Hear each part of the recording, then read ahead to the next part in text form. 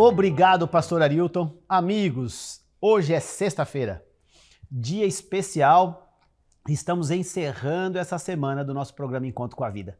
Que legal estar com você durante toda essa semana, onde pudemos participar, orarmos juntos e terminamos a sexta-feira. Hoje é um dia especial. Deixa eu fazer um convite para você. Amanhã é sábado, todas as igrejas adventistas terão seu culto começando às 9 da manhã. E eu queria te fazer um convite. Esteja conosco, visite a igreja mais próxima. Se você está procurando um local para congregar e você não sabe exatamente onde tem uma igreja adventista, no site encontreumaigreja.com, lá você encontra uma igreja mais próxima de você. E se você é da região do norte da ilha, procure-nos em uma de nossas igrejas na região dos ingleses. Vai ser um prazer dar um abraço pessoal em você. Procure pelo Pastor Dil e vai ser um prazer te receber pessoalmente. Amigos, alguns amigos muito queridos estão mandando mensagem para nós aqui. Lembre-se que você aqui embaixo está aparecendo as nossas mídias sociais. Mande o seu recado, nós oramos por você, vamos ficar felizes em interagir contigo. E alguns amigos já mandaram sua mensagem. Olha aqui, a Janete Gomes disse: bom dia, pastor. Deus seja louvado e glorificado por todos nós. Todos os dias. Amém, Janete. Que Deus seja louvado mesmo. A Duda mandou o seguinte: Deus é maravilhoso, glorificante e exaltado seja o nome santo do nosso Senhor Jesus Cristo. Louvado e exaltado seja o nome de Deus, Duda. E aqui também Raquel de Oliveira. Bom dia, pastor. Que bênção esse sermão. Deus abençoe e que possamos nos preparar para a volta de Jesus. Que bom, ficamos muito felizes, viu, Raquel, que o sermão tenha tocado o seu coração. Isso, amigo, quando você ouvir uma mensagem do pastor Arilton e ela tocar em sua vida, coloque ali. A gente fica muito feliz quando recebe esse feedback. E o último pedido de hoje, mas não menos importante, diz o seguinte: Natália Rodrigues, o que habita no esconderijo do Altíssimo do Senhor, à sombra do Onipotente descansará. Diz o Senhor, meu refúgio e meu baluarte, ele te livrará do laço do passarinheiro. Amém, Jesus. Que promessa, hein, Natália? A certeza de que Deus, ele nos protege embaixo das suas asas. Amigos, para o último texto dessa semana, eu gostaria que você e eu meditássemos no capítulo 37 do livro de Salmos, que diz o seguinte: agrada-te do Senhor e ele satisfará os desejos do teu coração. Entrega o teu caminho ao Senhor, confia nele e o mais ele fará. Olha aqui, há um segredo importante para que Deus atenda aquilo que nós precisamos. Diz assim: agrada-te do Senhor e ele satisfará os desejos do teu coração. Você já pensou o que agrada o coração de Deus? O que agrada a Deus? O que agrada um pai terrestre, senão o amor e o carinho dos seus filhos? A melhor maneira de agradar a Deus não é talvez com finanças, talvez com o que a gente possa fazer, mas é quando a gente clama para Ele, pelas nossas necessidades. Então, amigos, hoje eu te convido nessa sexta-feira a fazer isso.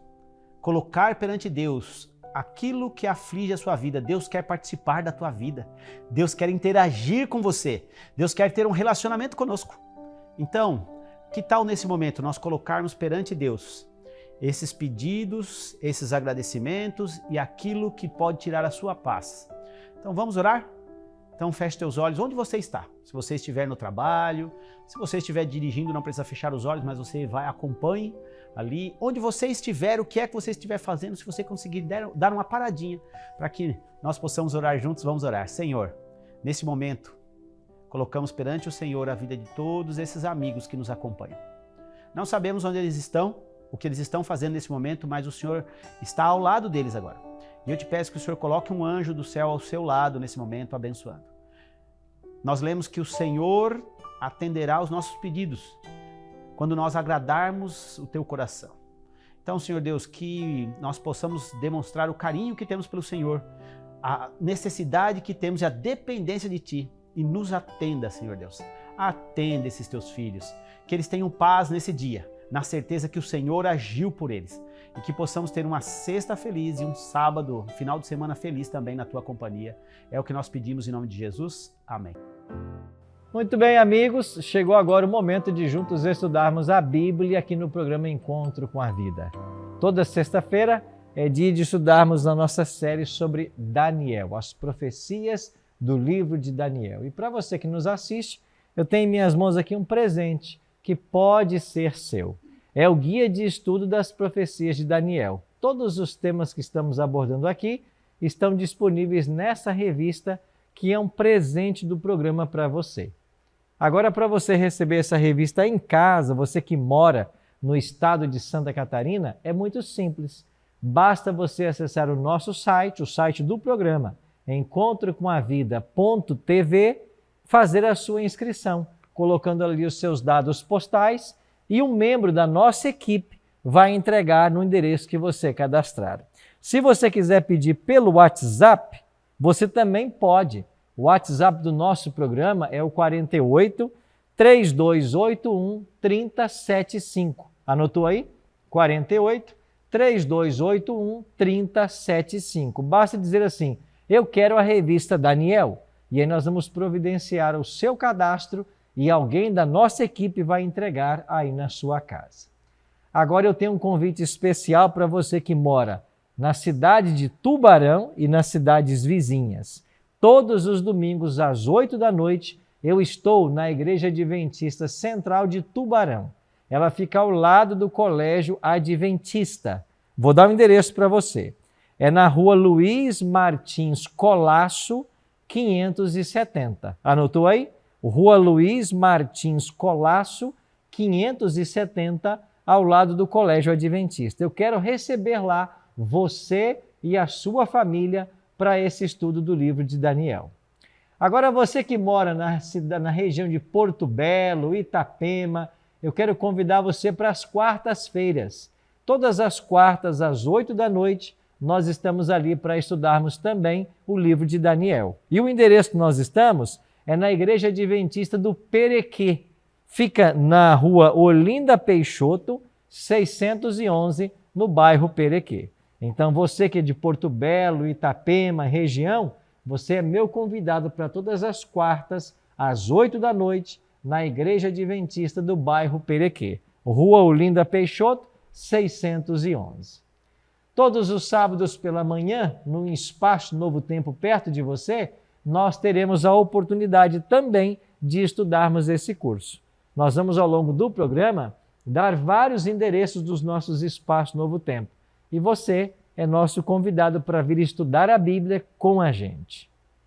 E nos domingos à noite também, às 8 da noite, numa igreja adventista perto de você, na região centro-sul de Santa Catarina, teremos essa mesma temática. E eu espero que você aprenda bastante desse livro extraordinário, tá ok?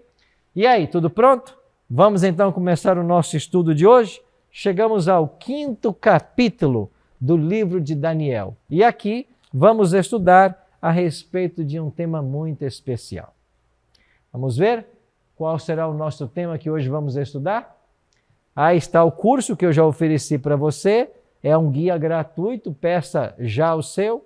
E o nosso tema de hoje, a queda de Babilônia. Esse é o tema que vamos estudar. Mas antes de começarmos o estudo, como a gente sempre faz aqui, quero convidar você para nós orarmos. Ora comigo? Nosso Pai Celeste, muito obrigado pelo privilégio de estarmos reunidos mais uma vez e podermos estudar a Tua Palavra. Abençoe a todos nós agora, que nós possamos entender a Tua mensagem, o Teu recado para a nossa vida. Pedimos isso em nome de Jesus. Amém. Muito obrigado por ter orado comigo. Vamos aqui a uma breve recapitulação. Vimos no capítulo 1 de Daniel que ele foi levado cativo para a Babilônia no ano 605. Quando foi 3 anos depois, no ano 602, lembra que antes de Cristo a gente faz a contagem decrescente, né? No ano 602 foi o ano que Nabucodonosor teve aquele sonho com uma estátua assustadora. E essa estátua falava sobre os impérios que dominariam o mundo até o estabelecimento do eterno reino de Cristo. Passaram-se 9 anos e então Nabucodonosor mandou erigir na planície de Dura uma estátua toda de ouro, para que as pessoas se prostrassem e adorassem as divindades da Babilônia. Esse foi o tema do capítulo 3. Deus deu uma grande lição a Nabucodonosor quando livrou os 3 amigos de Daniel da fornalha de fogo ardente. 26 anos depois, nós chegamos ao capítulo 4 de Daniel, por volta do ano 568. E no capítulo 4, nós vemos o segundo sonho de Nabucodonosor, aquela grande árvore que foi cortada, representando o seu reino, representando a sua saída do trono, representando também 7 anos dos quais ele viveria como um animal. Depois disso, ele voltou ao trono e nós temos no capítulo 4 a conversão de Nabucodonosor. O último relato da vida dele relata um decreto que ele baixou, levando todas as pessoas a adorarem o Deus verdadeiro. Agora saímos do capítulo 4 e 29 anos depois, nós chegamos ao capítulo 5. No capítulo 5, vamos estudar a queda de Babilônia. E nesta queda de Babilônia, nós veremos o cumprimento do capítulo 2, daquela estátua que tinha a cabeça de ouro, que representava a Babilônia, mas ela daria lugar a um outro reino. Que reino viria? De acordo com o capítulo 2, a Medopérsia. É o que nós veremos agora. Antes de avançarmos, porém, queria dizer para você que eu estive no ano passado na Universidade de Harvard, nos Estados Unidos, lá em Boston, e eu tinha uma curiosidade por conhecer uma coleção que existe nessa biblioteca chamada A História das Religiões. Nessa enciclopédia foram catalogadas mais de 30.000 religiões cristãs. Então eu fico me perguntando, as pessoas que almejam servir a Deus, quando elas querem servir ao Senhor, elas buscam por uma igreja, mas você tem um leque de 34.000 religiões cristãs. E aí, para onde você vai quando você quer servir ao Senhor? Hoje nós iremos descobrir que esse tema é um tema muito sensível e você vai entender que essa quantidade de igrejas que temos na atualidade faz parte de uma estratégia satânica para confundir as pessoas. É isso mesmo que você ouviu. Tem muitas pessoas que, em nome de Deus, pretendendo estarem usando a Bíblia, estão causando uma verdadeira confusão na mente de milhares de pessoas. A essa confusão chamamos de Babilônia. É por isso que eu quero chamar a sua atenção para a história do capítulo 5. Vamos começar relembrando os cativeiros do povo de Deus. O povo de Israel enfrentou no Antigo Testamento 3 cativeiros. O primeiro foi o egípcio, que durou cerca de 400 anos. Depois o cativeiro assírio, que exterminou as 10 tribos do norte. E finalmente o cativeiro babilônico, que é o último cativeiro do povo de Deus. E esse envolvendo as tribos de Judá e Benjamim, as últimas tribos que restaram depois do cativeiro assírio. Agora, a palavra de Deus em Amós 3,7 nos orienta. Certamente o Senhor Deus não fará coisa alguma sem primeiro revelar os seus segredos aos seus servos, os profetas. Sabe o que a palavra de Deus está ensinando para mim e para você hoje? Que Deus não faz nada sem antes revelar o que Ele vai fazer. Isto é a profecia. Deus se antecipa no tempo para deixar o seu povo bem orientado e para gerar esperança no coração de todos eles. O cativeiro babilônico não surpreendeu ao povo de Deus. Por que não? Porque já havia uma profecia falando desse cativeiro. O profeta Jeremias, no capítulo 25, verso 11, escreveu: toda esta terra virá a ser um deserto e um espanto. Estas nações servirão ao rei da Babilônia 70 anos. Por boca de Jeremias, já estava claro que Babilônia seria o poder escravizador e que ele duraria 70 anos o cativeiro. Verso 12.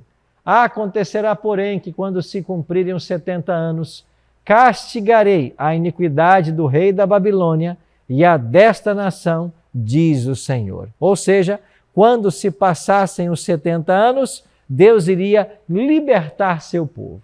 Mas a profecia foi além.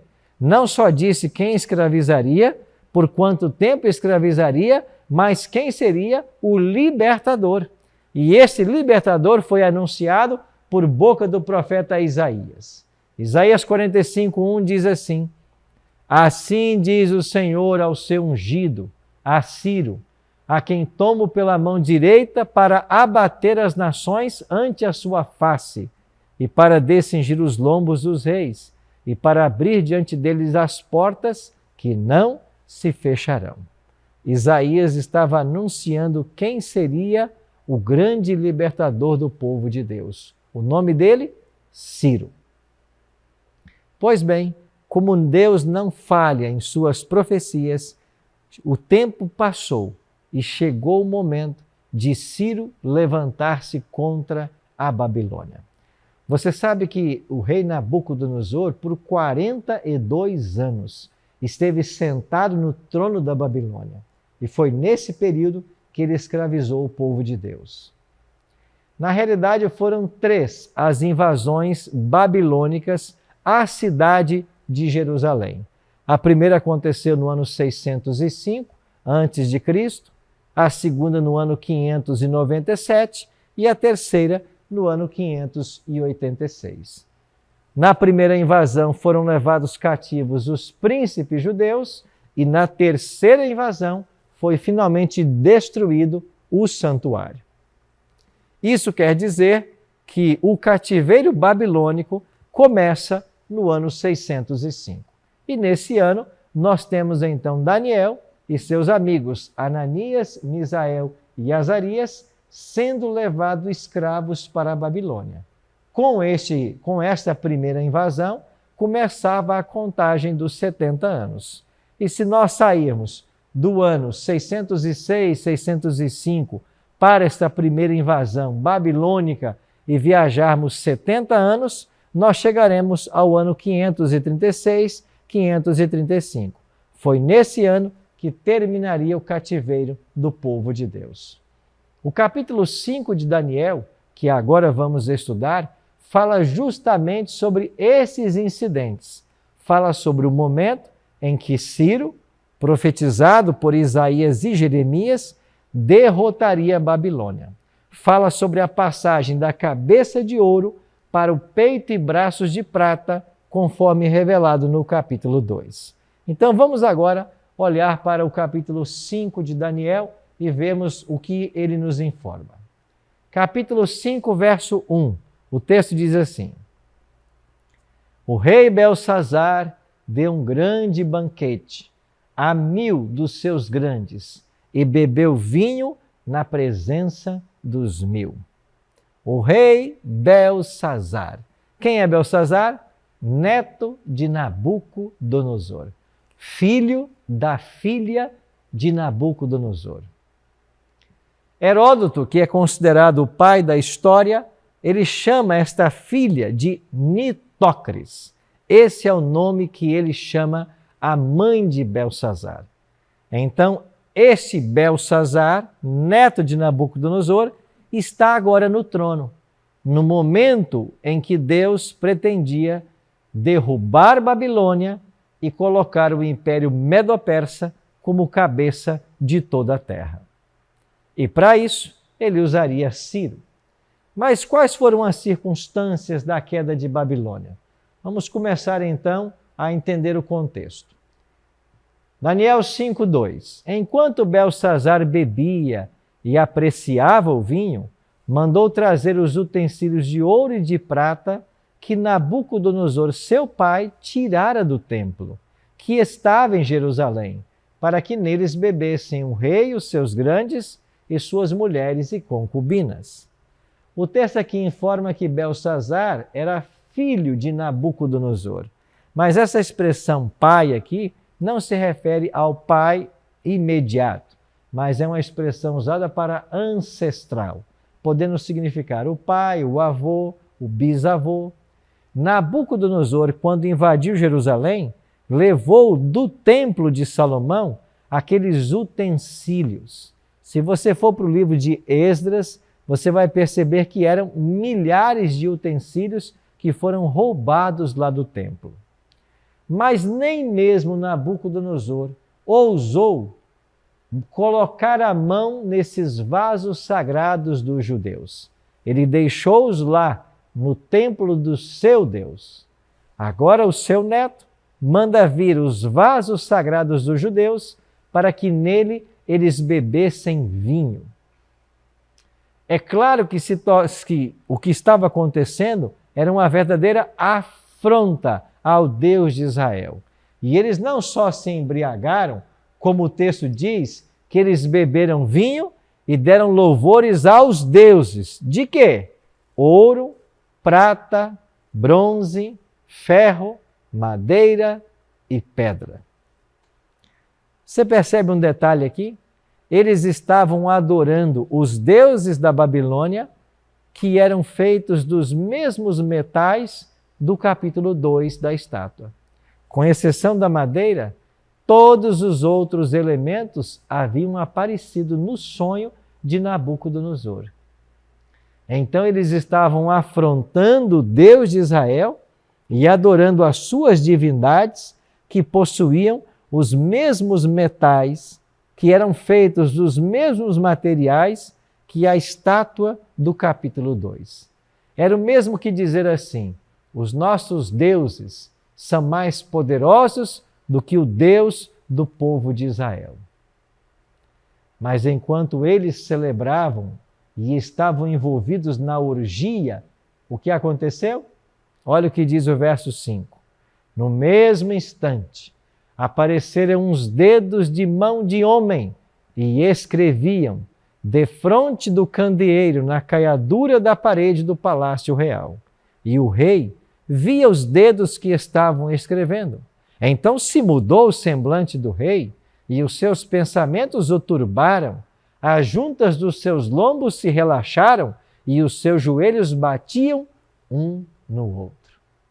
A cena que você está vendo aqui é uma cena de medo, de espanto, de horror. Seus ombros caíram, os joelhos batiam um no outro. Tal foi a impressão, o medo que ele sentiu diante daquela mão que escreveu na caiadura do palácio real.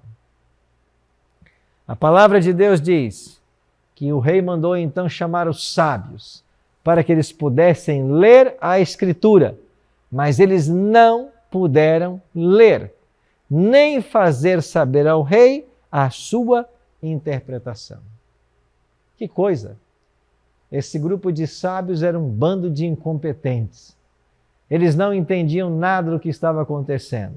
Eles não sabiam em que língua estavam escritas essas frases, essas palavras, muito menos o que elas significavam.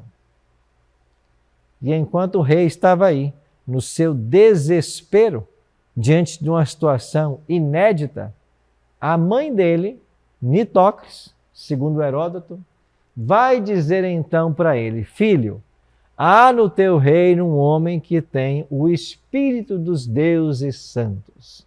Nos dias de teu pai se achou nele luz e inteligência e sabedoria, como a sabedoria dos deuses. Teu pai o constituiu chefe dos magos, dos encantadores, dos caldeus e dos feiticeiros. O teu pai colocou ele em posição de honra aqui em Babilônia. Se você o chamar, ele saberá o que está escrito. O que aconteceu? Foram buscar então Daniel, que nesta ocasião, já no final dos 70 anos do cativeiro, já caminhava aí para os 90 anos. Agora Daniel vem até a sala real, olha o que está escrito na parede, se volta para o rei Belsazar e começa a dar para ele a interpretação, o significado de tudo que estava escrito. Daniel então diz: então da parte dele foi enviada aquela mão que traçou esta escritura, Mene, Mene, Tekel e Parsim. Mene, contou Deus o teu reino e deu cabo dele. Tekel, pesado foste na balança e achado em falta. Pérez, dividido foi o teu reino e dado aos medos e os persas. Essa era a sentença contra o rei Belsazar. Você foi pesado na balança e achado em falta. O teu reino será dividido e ele vai ser dado aos medos e os persas. Assim como o profeta Isaías havia colocado, haveria de acontecer. A profecia se cumpriu exatamente. E nos versos 30 e 31 do capítulo 5, nós lemos que naquela mesma noite foi morto Belsazar, rei dos caldeus, e Dario, o Medo, com cerca de 62 anos, se apoderou do reino. Como que eles conseguiram essa vitória? Através do rio Eufrates. O rio Eufrates cortava a cidade de Babilônia na diagonal. Daí eles tiravam a água para o seu sustento, para a sua plantação, para a produção de alimento. O rio Eufrates era a vida de Babilônia. E o rio Eufrates e o Tigre são rios que estão na Mesopotâmia. Babilônia ficava entre o Tigre e o Eufrates. O cilindro de Ciro, que é um achado da arqueologia, que hoje se encontra no Museu Britânico em Londres, diz que, vitorioso, Ciro foi recebido pelo povo da Babilônia como seu novo governante e entrou na cidade em paz. Ele exalta os esforços de Ciro como benfeitor dos cidadãos da Babilônia, responsável por melhorar suas vidas. Ciro se aliou a seu tio, Dario, os medos aos persas. E quando cai Babilônia, quem vai para o trono não é Ciro, mas é Dario, porque Dario era mais velho do que Ciro. E depois de algum tempo, então vem Ciro para o trono. Mas a pergunta que fica para nós respondermos hoje é: o que tem a ver essa história com todos nós? Passamos aqui vários detalhes dessa história, mas como essa história se relaciona com todos nós hoje, nessa sexta-feira? É o que vamos ver a partir de agora. Você vai entender que essa história tem um paralelo muito especial com os dias que estamos vivendo. Em Apocalipse capítulo 18, versos 2 e 3, fala a respeito da queda de Babilônia. O texto sagrado diz assim: então exclamou com potente voz, dizendo: caiu, caiu a grande Babilônia, e se tornou morada de demônios, covil de toda espécie de espírito imundo e esconderijo de todo gênero e de ave imunda e detestável. Pois todas as nações têm bebido do vinho do furor da sua prostituição. Em Apocalipse, há uma mensagem sobre a queda de Babilônia. Caiu, caiu a grande Babilônia. Mas, pastor Arilton, Babilônia não havia caído lá com Ciro em 539 a.C.? Se Babilônia caiu 600 anos antes do Apocalipse ser escrito, de que Babilônia o Apocalipse está falando? Certamente não é daquela física, porque ela havia sido destruída. O Apocalipse está falando de uma Babilônia mística ou espiritual, que existia nos dias de João e existiria até o final da história. Mas a pergunta que nós temos que responder agora é: aonde está essa Babilônia? Pois bem, Babilônia significa confusão. E esta Babilônia mística de Apocalipse fala de uma confusão religiosa que vai se assentar nos dias atuais e levar as pessoas a uma verdadeira miscelânea em termos de religião. Está lembrado daquela enciclopédia das religiões de Harvard? Mais de 34 mil religiões cadastradas? É sobre esta confusão que nós estamos falando. Aonde está a Babilônia hoje?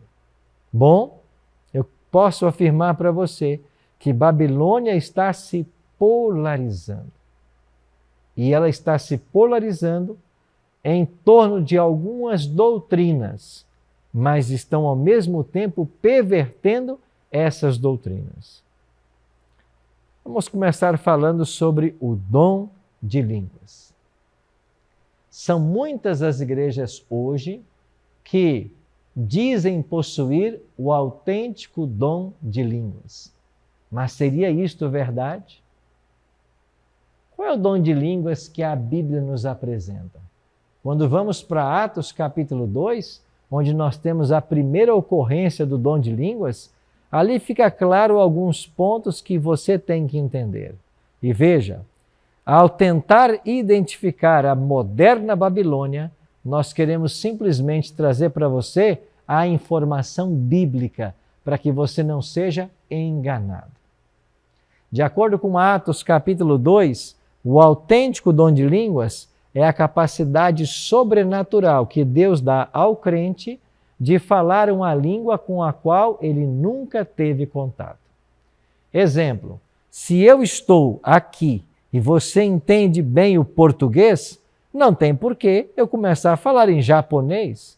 Se todos me entendem bem na língua portuguesa, Deus não vai me dar o dom de falar em japonês, porque não há necessidade. O dom é dado quando há necessidade dele. E quem distribui o dom é o Espírito Santo, como lhe apraz, diz o apóstolo Paulo. Então veja, se é o Espírito Santo quem distribui o dom, ele vai dar esse dom de acordo com a necessidade da comunidade, do corpo de Cristo. Então, o verdadeiro dom de línguas é a capacidade sobrenatural de falar uma língua com a qual você nunca teve contato. E o que nós ouvimos hoje em muitos movimentos carismáticos e pentecostais? É uma língua ininteligível, onde ninguém entende nada. Isso não pode ser o dom de línguas, porque as pessoas não estão entendendo. Em Atos capítulo 2, são mencionados 14 nações distintas, e esses cidadãos disseram assim: não são estes galileus aí estão falando? Como, pois, os ouvimos falar cada um em nossa própria língua materna? Então, o dom de línguas é a capacidade de você falar uma língua materna que você antes nunca estudou. Segundo ponto, Babilônia também se caracteriza pelo chamado dons de cura, ou seja, pessoas que pretendem estarem curando. Mas quantas histórias você já conhece de pessoas que dizem ter sido curadas, mas na realidade não passaram por cura coisa nenhuma? Inclusive nessa pandemia que o mundo viveu, muitos desses curadores desapareceram. Amigo, o verdadeiro dom de cura ensinado na Bíblia, hoje ele acontece de forma preventiva. É isso mesmo. Quando nós vivemos as orientações que Deus deixou em sua palavra, é aí que nós passamos pelo verdadeiro dom da cura. Porque nós não adoecemos.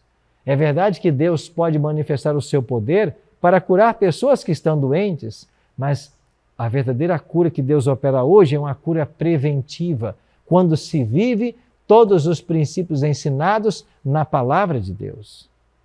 Agora, muitos pretendem que esta cura que acontece nesses movimentos seja a cura divina, mas você sabe que não é bem assim.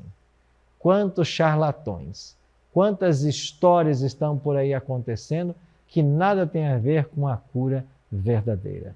Isto é Babilônia. Babilônia também está se polarizando em torno do exorcismo. É verdade que o dom de expulsar demônios é bíblico. O apóstolo Paulo fala do dom do exorcismo.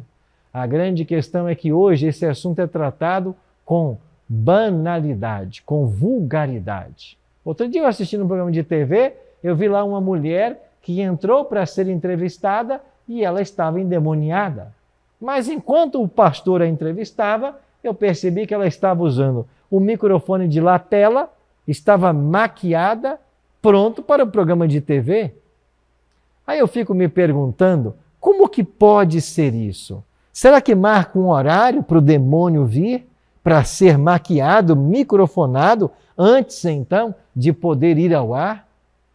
Se a TV tem horário para começar e para terminar, como funciona isso no caso desses endemoniados? E outra coisa, se está havendo ali a libertação dos poderes das trevas, por que todo culto tem demônio? Por que todo dia tem demônio na igreja? Você concorda comigo que aonde Deus está, o diabo não pode estar? Você concorda? Mas como que em toda liturgia, em todo culto, tem pessoas endemoniadas? O diabo está trabalhando. Não faz sentido isso. Isto é Babilônia. E, finalmente, um último polo. Igrejas que estão se polarizando em torno da mensagem, da doutrina ou da crença, da teologia da prosperidade. O que eles estão ensinando é que você se torna crente e você vai ser um milionário, vai ficar rico. Amigos, a palavra de Deus não ensina isto. Jesus mesmo disse: vocês querem vir após mim? As aves dos céus têm os seus ninhos, as raposas têm os seus covis, mas o Filho do Homem não tem aonde reclinar a cabeça. Jesus disse: você quer vir após mim? Negue-se a si mesmo. Tome sua cruz e siga-me. Jesus também ensinou: no mundo passareis por aflições, mas tende bom ânimo, eu venci o mundo. Então Cristo, em todos os momentos, ele fala de uma vida de abnegação, de serviço. Ele não prometeu riquezas para todos os que o seguem. Ele próprio foi alguém que viveu na pobreza. Mas muitos hoje querem te convencer de que você tem que aceitar a Cristo para se tornar um rico, um milionário. Sabe o que é isto? Babilônia. E é desta confusão religiosa que Deus deseja tirar a todos nós. Agora, a palavra de Deus tem uma orientação interessante. Assim como o rio Eufrates foi secado para que Babilônia fosse derrotada, o livro do Apocalipse também fala que quando cair a sexta praga, quando o sexto anjo derramar a sua taça sobre o grande rio Eufrates, as águas vão se secar e o caminho será preparado para os reis que vêm do lado do nascente do sol. E você sabe quem são os reis que vêm do nascente do sol? Cristo e seus anjos. Exatamente. Isso quer dizer que o rio Eufrates vai se secar novamente. Isso quer dizer que Babilônia vai cair. Isso significa que Ciro é um tipo de Cristo. E a vitória dele sobre Babilônia retrata a vitória de Cristo sobre a Babilônia atual. Então, olha aqui esse texto comparativo. Ciro é um tipo de Cristo. O rio Eufrates fala das condições atuais e os reis do Oriente simbolizam na sexta praga Cristo e seus anjos, que voltará em glória e majestade para receber a todos nós. E é por isso que há um apelo aqui em Apocalipse 18, verso 4. Retirai-vos dela, povo meu. Retirar-se da onde? De Babilônia. Sim, meus amigos, há um convite para que eu e você saiamos de Babilônia. Se você se sente hoje em Babilônia, amarrado por essa confusão religiosa, confuso com várias crenças que não têm base bíblica, o convite de Deus é para que você saia de Babilônia. Sim, meu prezado amigo, minha querida amiga. Talvez ao longo do estudo de hoje você percebeu que você tem vivido por muito tempo em Babilônia, atraída por esses falsos ensinos, completamente presa por todo esse mecanismo religioso. Mas hoje, Cristo convida você para se libertar. E eu queria orar por você, para que Deus possa libertar você das garras de Babilônia. Ora comigo? Pai, Muito obrigado por tua palavra hoje, que nos adverte sobre a grande Babilônia, mas também nos fala que ela um dia cairá. Nós queremos, Pai, ser libertos da Babilônia, porque temos uma festa para celebrar ao Senhor na Nova Jerusalém. Abençoe cada amigo, cada amiga que me assiste agora, que ora comigo. Que o teu bom e santo Espírito complete em nossa vida a obra que um dia ele começou. Oramos em nome de Jesus. Amém.